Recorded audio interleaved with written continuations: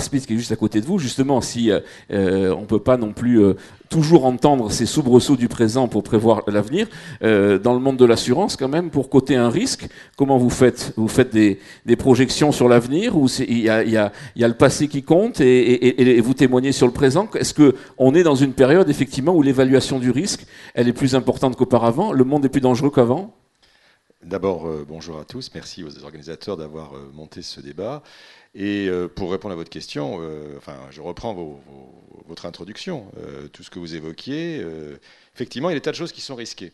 Tout est risqué. Mais le problème, c'est que la vie est risquée. Et donc, la seule différence avec le passé, c'est qu'on est plus conscient d'un certain nombre de ces risques et que les technologies de l'information font qu'on en est plus conscient de façon parfois juste et parfois de façon absurde. Et bien évidemment, aujourd'hui, ça modifie complètement notre vision du progrès, parce qu'on voit à la fois le progrès comme quelque chose de formidable, mais aussi comme on en voit immédiatement tous les inconvénients. Aujourd'hui, franchement, on serait à débattre et on se dirait, qu'est-ce que vous pensez d'une invention qui va changer complètement la vie en France, mais qui va tuer 4000 personnes, provoquer des milliers de blessés, polluer l'atmosphère, etc. Vous allez dire, on n'en veut pas. À ce moment-là, il faut qu'on rentre tous à pied parce que vous n'avez plus de voiture. Et si on se pose la question sur chacun des grands progrès dont nous vivons tous les jours les bienfaits, on se rend compte que si on avait antérieurement imaginé aussi tous les inconvénients et qu'on s'était justifié et abrité derrière ça, eh ben, on n'aurait rien fait. Donc on a une espèce de dialectique qui est extraordinairement difficile et dont l'espèce d'avatar ultime a été quelque chose qui s'est appelé le principe de précaution, dont tout le monde trouvait ça formidable et dont aujourd'hui on mesure à quel point on a été léger. Parce que l'enfer est pavé de bonnes intentions. Évidemment, personne ne veut prendre des risques inconsidérés, mais en même temps, on se rend compte qu'on risque de basculer immédiatement dans l'immobilisme. Parce que la meilleure façon de ne pas avoir l'accident de voiture, c'est de laisser la voiture au garage. Est-ce qu'on est passé à côté de grandes évolutions avec le principe de précaution, des grandes évolutions de l'humanité, voire de l'économie, parce que justement, on n'a pas eu le courage d'y aller, ou est-ce qu'il y avait un consensus mou? Non, il y a jamais. Le principe de précaution est une invention nouvelle de gens dans une société nouvelle qui n'acceptent pas, et c'était là le cœur de votre question, j'y viens, c'est le risque. Il ne s'agit pas de le refuser, il s'agit de le voir en face. Et au fond, je dirais que l'avenir des sociétés performantes, c'est leur capacité ou non à le gérer.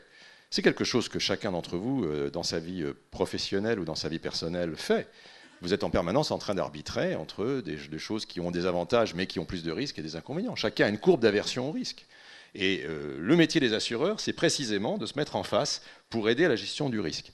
Qu'est-ce qu'on fait lorsqu'on a aujourd'hui des évolutions comme celles que vous évoquiez, avec des chiffres extraordinaires, etc. On se pose la question aujourd'hui, d'abord de savoir la taille de ces risques et ensuite la nature de ces risques. Vous savez qu'il y a des tas de polémiques aujourd'hui sur les risques liés aux ondes des téléphones portables. Il n'y a aucune espèce d'élément réellement scientifique qui est avéré. Donc, on est dans une espèce de zone grise. Est-ce que pour autant, tout le monde met ses portables à la poubelle en attendant qu'il y ait des vérités scientifiques sur la question? Non.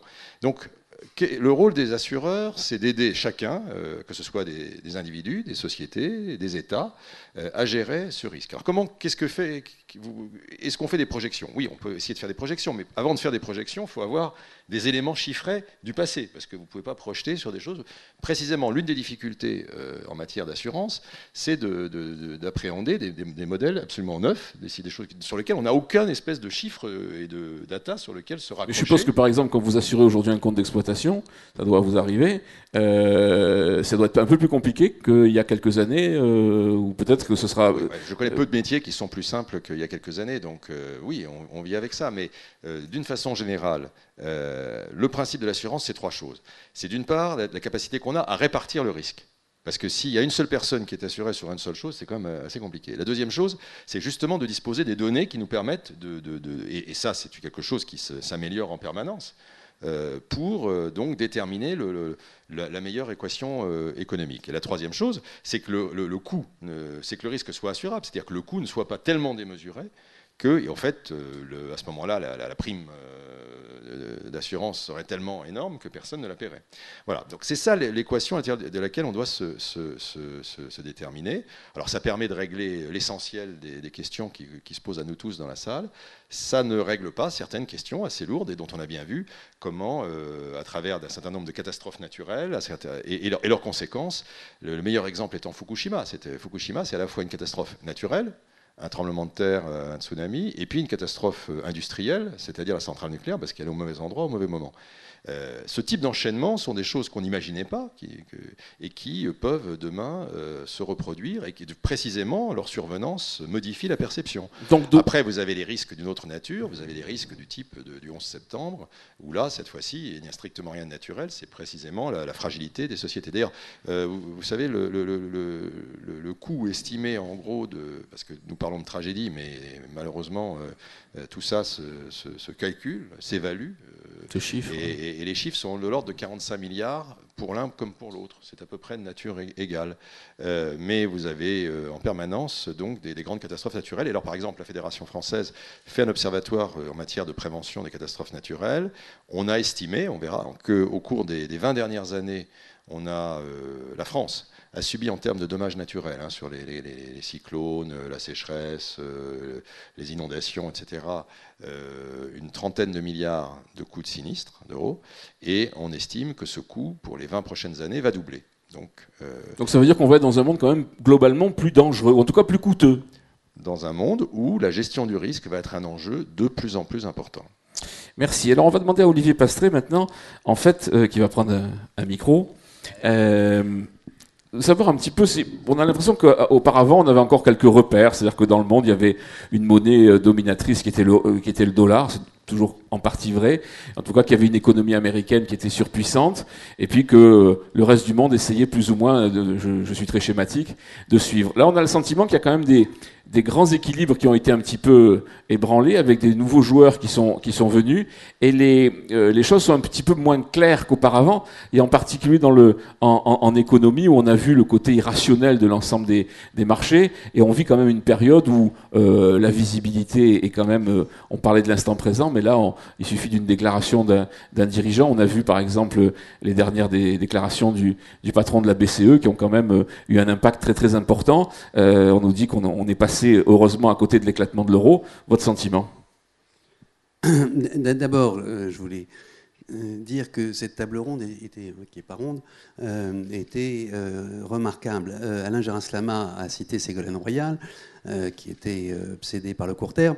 Heureusement, on a eu Nicolas Sarkozy qui était, comme chacun sait, extrêmement tempéré, extrêmement mesuré, avec une vision de long terme aveuglante. Voilà, ça équilibre. Deuxièmement, si vous commencez par citer Mitt Romney comme quelqu'un qui va éclairer le devenir du monde, alors que c'est un demeuré mental, on ne va pas y arriver. C'est ça. Mais d'un autre côté, il a des phrases inquiétantes. Il est quand même candidat. Il est inquiétant en soi. C'est ça. D'accord. Voilà. On est bien d'accord. Il sera peut-être le président de la République. Il sera pas réélu, c'est pas grave. Élu. Maintenant, merci. Maintenant, je vais répondre à votre question en vous citant 3 chiffres et je vais dire les 3,50. Retenez pour éclairer l'avenir ces 3,50. Le premier, c'est quel était le pourcentage du PIB mondial que représentaient la Chine et l'Inde en 1820. Je ne pose pas la question, tout le monde a faux. 52%. En 1820, la Chine et l'Inde représentaient 52% du PIB mondial. Ils n'ont pas oublié. Nous, on n'a pas oublié Napoléon. Eux, ils n'ont pas oublié ça.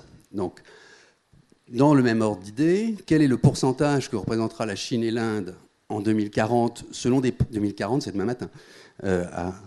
Pour les Bogdanov, c'est même pas, c'était avant-hier. Enfin, on n'a pas le même univers de temps. En 2040, la Chine et l'Inde représenteront plus de 50% du PNB mondial. Il faut avoir ça présent à l'esprit pour comprendre ce qui se passe aujourd'hui. Deuxième 50, les 50% de taux d'épargne des Chinois. Et en face, les quasi 0% de taux d'épargne des Américains.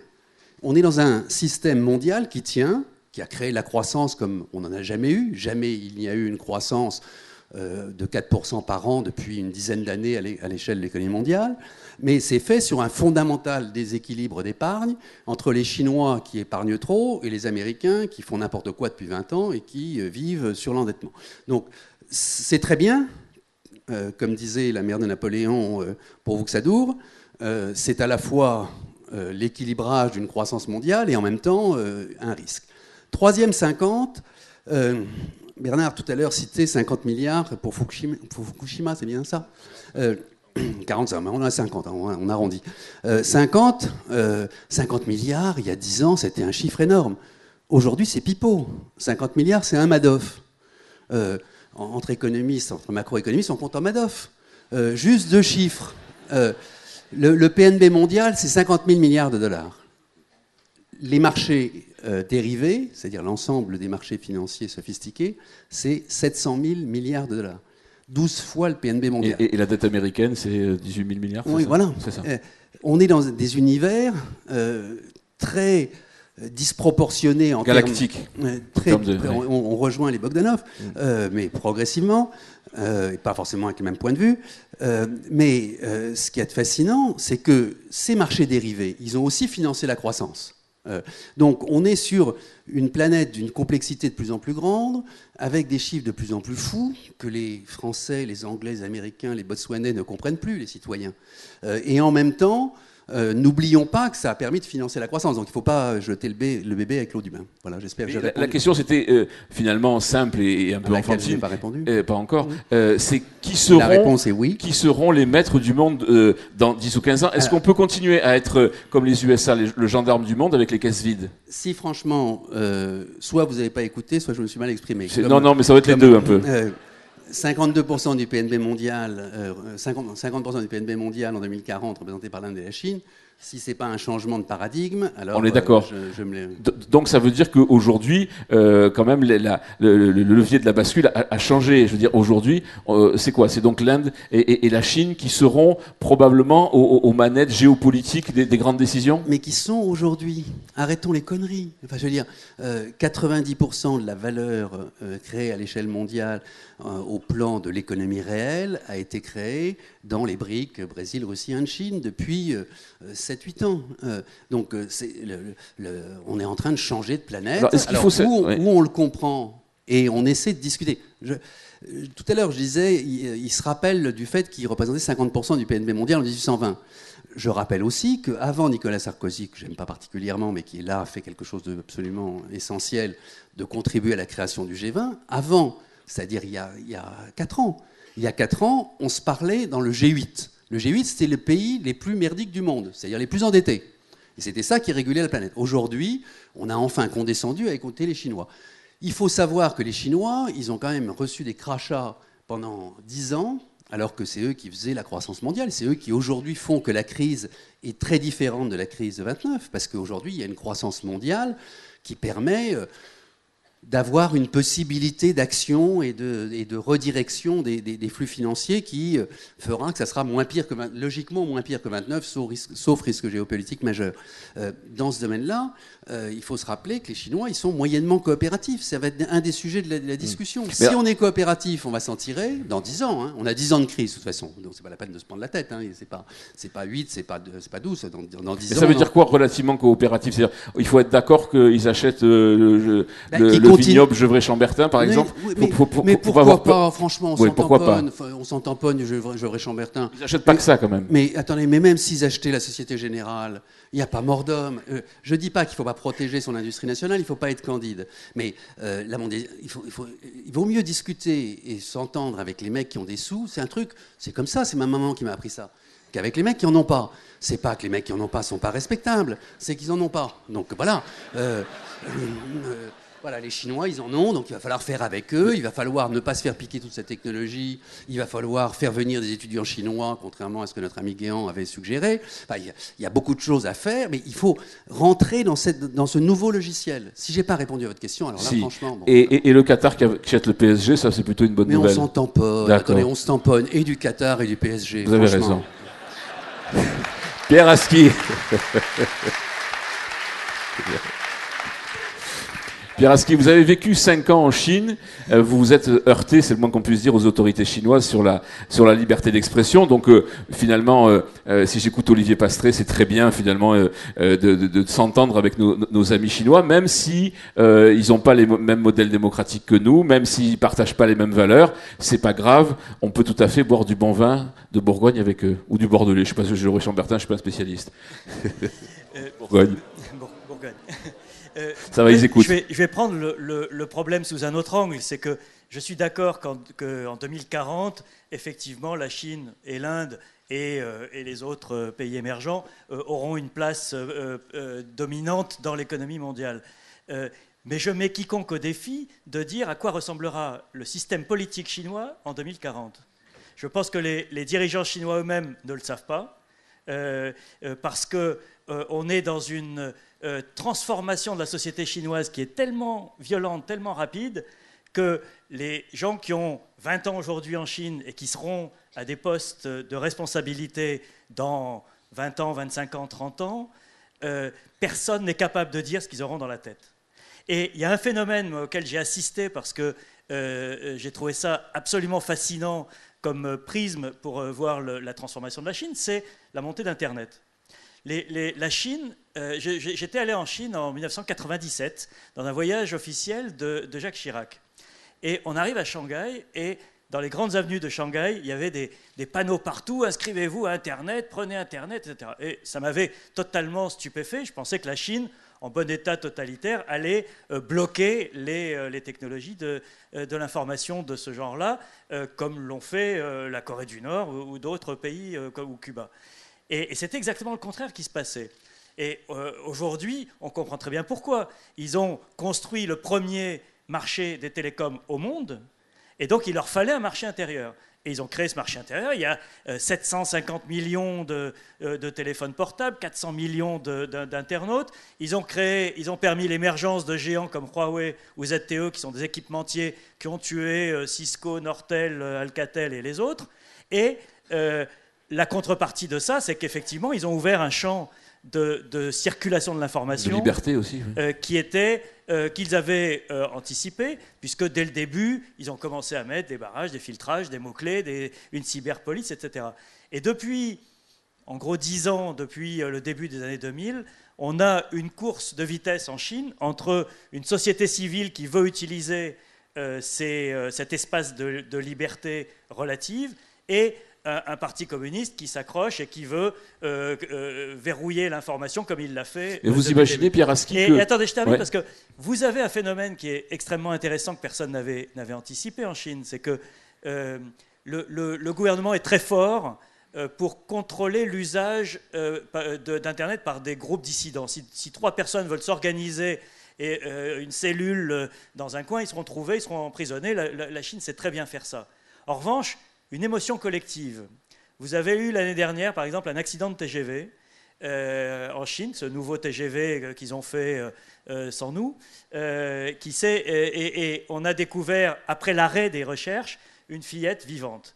Il y a eu 25 millions de tweets sur le réseau Twitter chinois contrôlé pour hurler l'horreur que ça inspirait à des citoyens chinois qui sont constitués comme vous et moi. Il y a eu un autre épisode que vous avez peut-être vu, une vidéo qui a beaucoup circulé, y compris en France, une gamine écrasée par une camionnette et le chauffeur fait marche arrière pour vérifier qu'il l'a bien tuée. Parce que la justice, et c'est plus facile de régler un problème d'une fillette tuée qu'une fillette estropiée ou à moitié morte.